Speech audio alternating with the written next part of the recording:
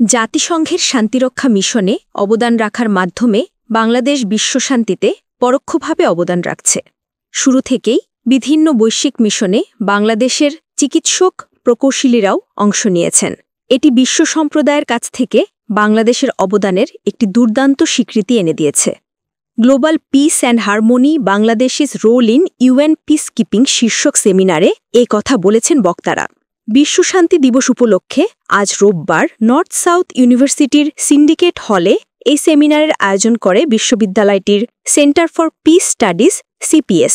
সেমিনারে মূল বক্তব্য উপস্থাপন করেন Bangladesh institute of peace support operation ট্রেনিংয়ের commandant major general Hossain Mohammad Masiur Rahman. তিনি বলেন, সংঘাত কখনো কখনো আদর্শিক স্বার্থ থেকে আসে, কখনো এটি ঔপনিবেশিক স্বার্থ থেকে আসে। যখন এটি ঘটে তখন অভ্যন্তরীণ সংঘাত, মৃত্যু, সম্প্রদায়ের মধ্যে তীব্র সংঘর্ষ হয়। এগুলো বন্ধ করার জন্য শেষ পর্যন্ত একটি মিশন যায় এবং সহায়তা প্রদান করে যাতে বেসামরিক নাগরিকদের সুরক্ষা নিশ্চিত হয়। জাতিসংঘের শান্তিরক্ষা মিশনে থাকা বাংলাদেশিদের অবদানের কথা তুলে ধরে মেজর জেনারেল মসিউর রহমান বলেন, এটি আমাদের জাতীয় ভাবমূর্তির সঙ্গে সম্পর্কিত। কিছু ক্ষেত্রে আমরা অনেক বৈশ্বিক ফোরামে নেতৃত্ব দেই। সেমিনারে বিএনপি চেয়ারপারসনের নিরাপত্তা উপদেষ্টা মেজর জেনারেল অবসর ফজলে এলাহি আকবর বলেন, বাংলাদেশ শান্তিরক্ষায় বা বিশ্ব শান্তিতে পরোক্ষভাবে অবদান রাখছে। শুরু থেকেই বিভিন্ন বৈশ্বিক মিশনে বাংলাদেশের চিকিৎসক প্রকৌশলীরাও অংশ নিয়েছেন। এটি বিশ্ব সম্প্রদায়ের কাছ থেকে বাংলাদেশের অবদানের একটি দুর্দান্ত স্বীকৃতি এনে দিয়েছে। মিশনে থাকা শান্তিরক্ষীরা সাধারণ মানুষের হৃদয় জয় করেছেন উল্লেখ করে সাবেক এই সেনা কর্মকর্তা বলেন, বাংলাদেশ অনেক দেশে অবদান রেখেছে। সিয়েরা লিওন জুড়ে খুব জনপ্রিয় হয়ে উঠেছে। বাংলা ভাষা চালু হয়েছে এবং তাদের মধ্যে অনেকেই বাংলা গান গেয়েছে।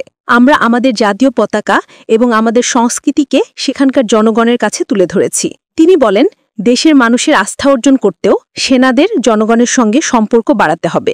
এজন্য রাজনীতি থেকে দূরে থাকতে হবে। মিশনগুলোতে অনেক চ্যালেঞ্জ থাকে উল্লেখ করে মেজর জেনারেল অবসর মোহাম্মদ মইনুল্লাহ চৌধুরী বলেন, আফ্রিকায় স্থানীয় গোষ্ঠীগত সংঘাত প্রায়ই মিশনের কার্যক্রম ব্যাহত করে। এছাড়া প্রাকৃতিক দুর্যোগ, অনুকূল নয় এমন জলবায়ু, সম্পদের অভাব সব মিলিয়ে মিশন বাস্তবায়ন কঠিন হয়ে ওঠে। এর সঙ্গে যুক্ত হয় বৈশ্বিক রাজনীতির টানাপোড়েন, যা কার্যকর শান্তিরক্ষা নিশ্চিত করতে আরও জটিলতা তৈরি করে। শান্তিরক্ষায় প্রথম দায়িত্ব আসলে রাজনৈতিক সমাধান খুঁজে বের করা, মনে করেন ঢাকা বিশ্ববিদ্যালয়ের আন্তর্জাতিক সম্পর্ক বিভাগের শিক্ষক নিলয় রঞ্জন বিশ্বাস। তিনি বলেন, মধ্যপ্রাচ্যের সংঘাত, মানবাধিকার লঙ্ঘন, গণহত্যা এসব বিষয়ে জাতিসংঘের ভূমিকা বারবার প্রশ্নমুখে পড়ে।